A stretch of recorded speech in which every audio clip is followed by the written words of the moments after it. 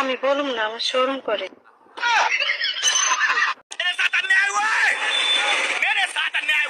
তুমি কোনোদিন দেখছো আমাকে তোমার সাথে চিৎকার করতে?